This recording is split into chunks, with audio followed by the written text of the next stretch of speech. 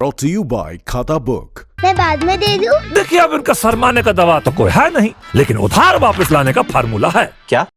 कैसे? खाता book download करिए, ये उधारी का रिमाइंडर भेजे और उधारी वापस लाए फटाफट। माथुर के पैसे आ गए। खाता बुक, बिजनेस हुआ इजी। नमस्कार, बिहार तक में आपका स्वागत है। 15 साल पुरानी कहानी एक बार फिर आपके सामने है।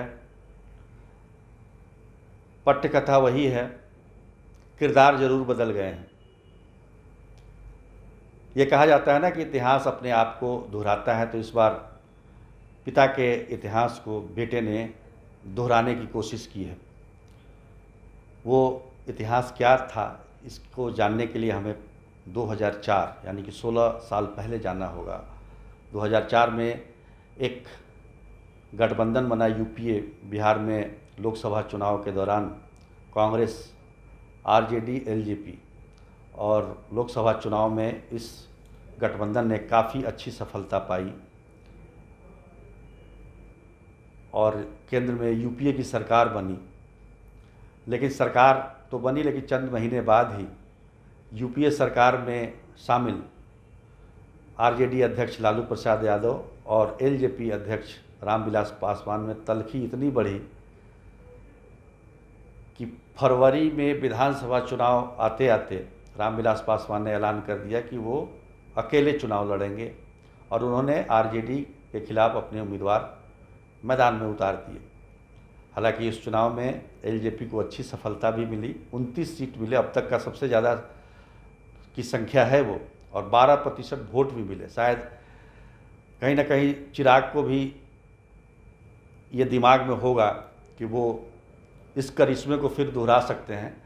और उस विधानसभा के दौरान सत्ता की चाबी भी रामविलास पासवान के पास थी, लेकिन उसके बाद की परिस्थिति ऐसी बनी कि चाबी भी खो गई और ताला भी खो गया। खैर, उसकी चर्चा कभी और करेंगे। लेकिन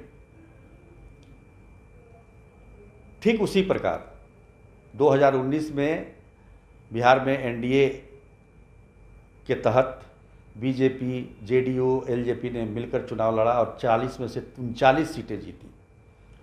इतनी अच्छी सफलता, लेकिन इस सफलता मिलने के चंद महीने बाद से ही जेडीयू और एलजेपी के बीच तकरार शुरू हो गई।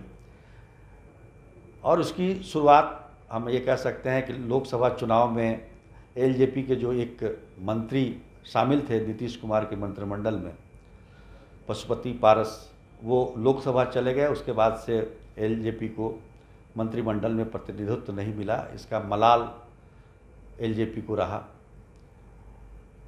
रामविलास पासवान को राज्यसभा भेजने के दौरान भी कुछ बातें हुई जो अच्छी नहीं लगी तो इसको लेकर चिराग पासवान लगातार नीतीश कुमार की सरकार पर निशाना साधते रहे।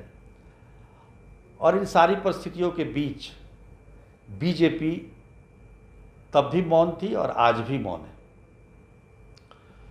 हालांकि जेडीयू की तरफ से ये कहा जाता रहा कि ये 2005 नहीं है, 2020 है, लेकिन इसका कोई असर नहीं हुआ। और आज परिस्थिति ये बन गई है कि जेडीयू के सामने इसको मानने के अलावा और कोई रास्ता भी नहीं बचा है। इसलिए राजनीति के जानकार कह रहे हैं कि काफ़ी रणनीति के तहत एक तरह से नीतीश कुमार को घेरने की कोशिश की गई है, उनको जाल में फंसाने की कोशिश की गई है, क्योंकि चुनाव की प्रक्रिया शुरू हो चुकी है। प्रथम चरण के मतदान के लिए जो उम्मीदवारों को नामांकन भरना है उसमें भी कई दिन बीत चुके हैं, लेकिन अभी तक सबसे अंत में एनडीए की घोषणा हो रही है, जबकि सारे गठबंधन पहले ही बन चुके हैं। तो ऐसे में कोई रास्ता बचता भी नहीं है।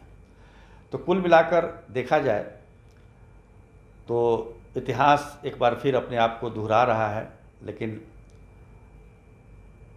एलजेपी को क्या 2005 वाली सफलता फिर मिलेगी, फिर सत्ता की चाबी उनके पास होगी? ये तमाम सवाल रहेंगे और सबकी नज़र जो है परिणाम पे है। चुनाव से ज़्यादा लोगों की दिलचस्पी 10 नवंबर को जो चुनाव के परिणाम आने वाले हैं उसके बाद की परिस्थिति क्या होगी, उस पर नज़र रखने की है, क्योंकि ये सब जानते हैं कि नीतीश कुमार के नेतृत्व में एनडीए चुनाव लड़ रहा है।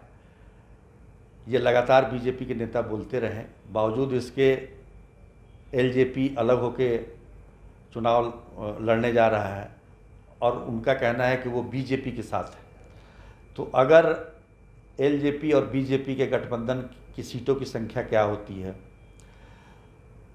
जो साथ लड़ रहे हैं जेडीयू और बीजेपी, क्योंकि बीजेपी इस बार ज़्यादा सीटों पर पहली बार लड़ रही है, बंटवारा आधे आधे का हुआ है, लेकिन आधे में से जेडीयू को अपने सीट के हिस्से से हम पार्टी यानी जीतन राम मांझी को देना है, जबकि बीजेपी को किसी को नहीं देना है। तो ऐसे में इनकी सीटों की संख्या भी ज़्यादा होगी। उसके बाद जेडीयू के खिलाफ बीजेपी यानी कि प्रधानमंत्री नरेंद्र मोदी के नाम पर एलजेपी वोट मांगेगी और वो भी बीजेपी की सहयोगी जेडीयू के खिलाफ वोट मांगेगी। तो ये जो पूरा आप घालमेल देख रहे हैं, ये निश्चित तौर पर एक बड़ी पट्टकथा का एक हिस्सा है, और असली पट्टकथा जो चुनाव परिणाम आने के बाद जो परिस्थितियां होंगी उसको देखकर लिखा गया है। तो कुल मिलाकर देखें तो काफ़ी दिलचस्प चुनाव है ये। कोरोना काल में चुनाव हो रहे हैं, बड़ी बड़ी रैला आपको देखने को नहीं मिलेंगे, लेकिन राजनीतिक उठाव पटक देखने को आपको भरपूर मिलेंगे। आज के लिए बस इतना ही, तब तक के लिए धन्यवाद।